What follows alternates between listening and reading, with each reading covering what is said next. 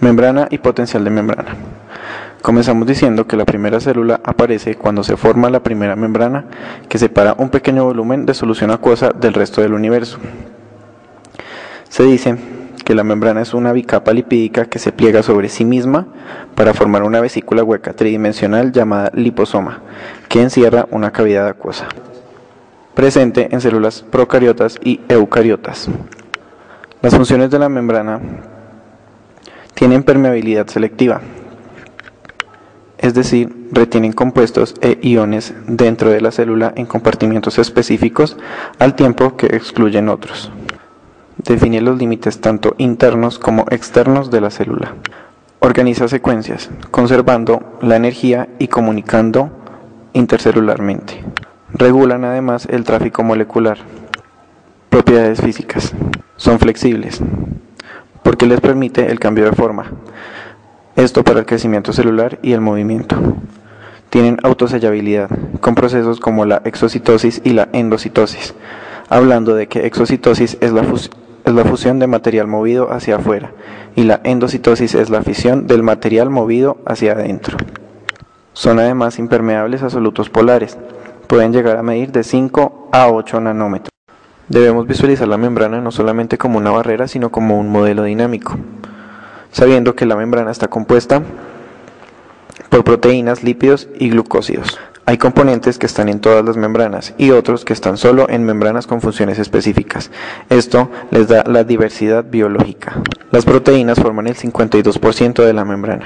Estas son especializadas en promover y catalizar los procesos celulares, recibir, transportar y transmitir señales y dar soporte estructural, es decir, tienen una acción enzimática. Las proteínas pueden dividirse en dos: integrales y periféricas. Las integrales son proteínas sostenidas en la capa por medio de interrelaciones hidrofóbicas con los lípidos, lo cual les da una unión firme a la membrana. Puede existir de varias interacciones hidrofóbicas o de una sola interacción hidrofóbica. Cuando hablamos de una sola interrelación, podemos dar como ejemplo la glucoforina.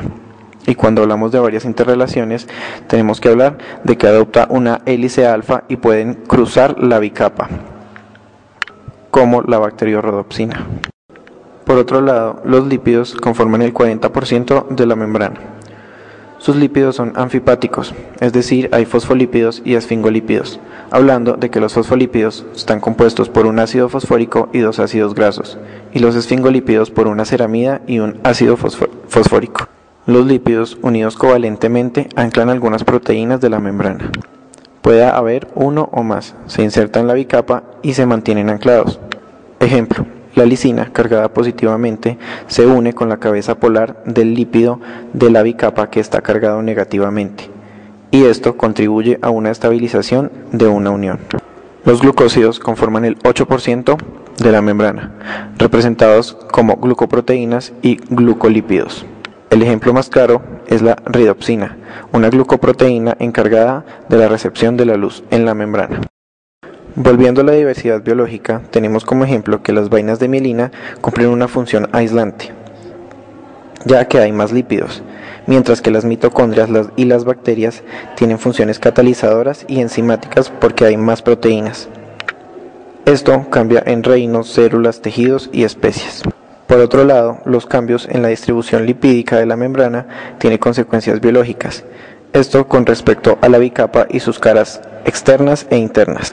En la parte externa hablamos de la parte exoplásmica o extracelular, y la parte interna hablamos de citoplásmica o intracelular. Por ejemplo, la fosfatidilcolina, cuando se encuentra en la capa externa, es quien ocasiona los coágulos. Además, las proteínas integrales, firmemente unidas a la membrana, solo se liberan por la acción de agentes que interfieren con las interrelaciones hidrofóbicas, como detergentes o disolventes, mientras que las periféricas, con asociación a la membrana por interacciones electrostáticas con enlaces de hidrógeno. Las proteínas integrales se clasifican en 6 tipos. En el tipo 1 encontramos una sola hélice y el grupo amino termina en el exterior de la membrana. En la tipo 2 encontramos una sola hélice transmembranal. el grupo amino termina en el interior de la membrana. En la tipo 3 encontramos múltiples hélices y un solo polipéptido. En la tipo 4 encontramos unión de varios dominios transmembranales para formar un canal. Esta mayor representada en los canales iónicos. La tipo 5 unida a la bicapa por enlaces covalentes con lípidos.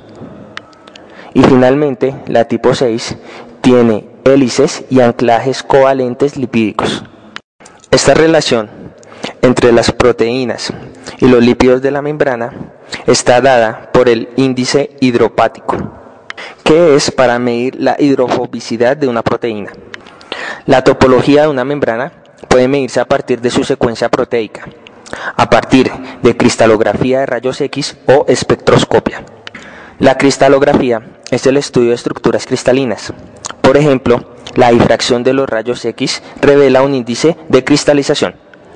La espectroscopía es el estudio de las interacciones entre la radiación electromagnética y la materia, con la absorción o emisión de energía radiante a ciertas longitudes de onda. En cuanto al potencial de membrana, que es la diferencia de dos potenciales a ambos lados de una membrana que separa dos soluciones de diferentes concentraciones de iones. Existe el potencial de reposo y el potencial de acción. El potencial de reposo es la diferencia de potencial que se establece entre ambos lados de una membrana cuando la célula está en reposo. El potencial de acción es la onda de descarga eléctrica que viaja a lo largo de la membrana celular, modificando su distribución de carga eléctrica. El potencial de reposo se estima que está entre los menos 60 a los menos 90 milivoltios. Esto depende de las células. Por ejemplo, en las neuronas es de menos 70 milivoltios. El potencial de reposo se da por los potenciales de difusión tanto de sodio como de potasio y por la bomba sodio-potasio, aumentando así la energía a unos 30 milivoltios. La tercera fase es la fase de repolarización, en donde en un plazo de algunas 10 milésimas de segundo, después de que la membrana se haya hecho muy permeable a los iones de sodio, los canales de sodio comienzan a cerrarse y los canales de potasio se abren más de lo normal.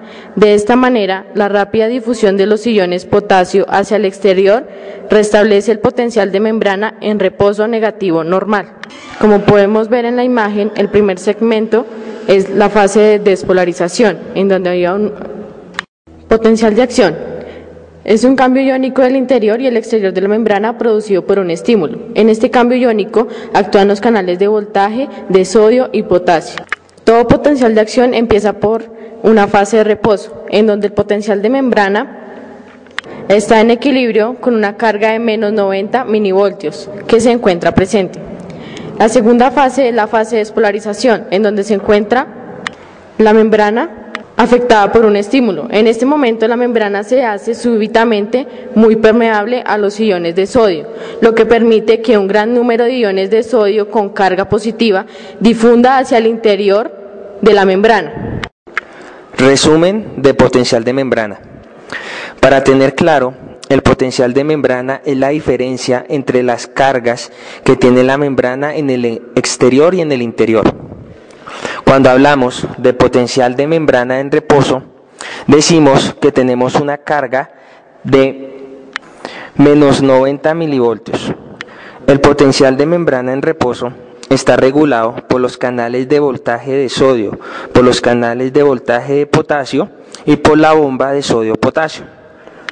La membrana va a mantener su estado de reposo con la carga de menos 90 milivoltios hasta que algún impulso afecte la membrana. Es aquí donde nos va a aparecer el potencial de acción. Para que se pueda producir un potencial de acción, tenemos que establecernos en la ley de todo o nada, en donde para que se pueda realizar una acción tenemos que el impulso debe afectar a la membrana a tal punto que la carga que tenemos de menos 90 milivoltios alcance el valor de menos 65 milivoltios como mínimo. Es aquí donde la membrana decide si realizar una acción o no realizar el potencial de acción. Si este impulso no alcanza los menos 65 milivoltios, no va a haber un potencial de acción porque la membrana ve innecesario ese funcionamiento. En cambio, si el impulso alcanza los menos 65 milivoltios, va a empezar el potencial de acción en la membrana. Este potencial de acción se divide en 3 etapas. La primera etapa era la que teníamos del potencial de membrana en reposo. Se llama fase de reposo. Cuando el impulso alcanza el valor de menos 65 milivoltios, la membrana va a producir una despolarización. Esa es la segunda fase. En esta fase de despolarización, los canales de sodio se abren para permitir la entrada de sodio del exterior al interior.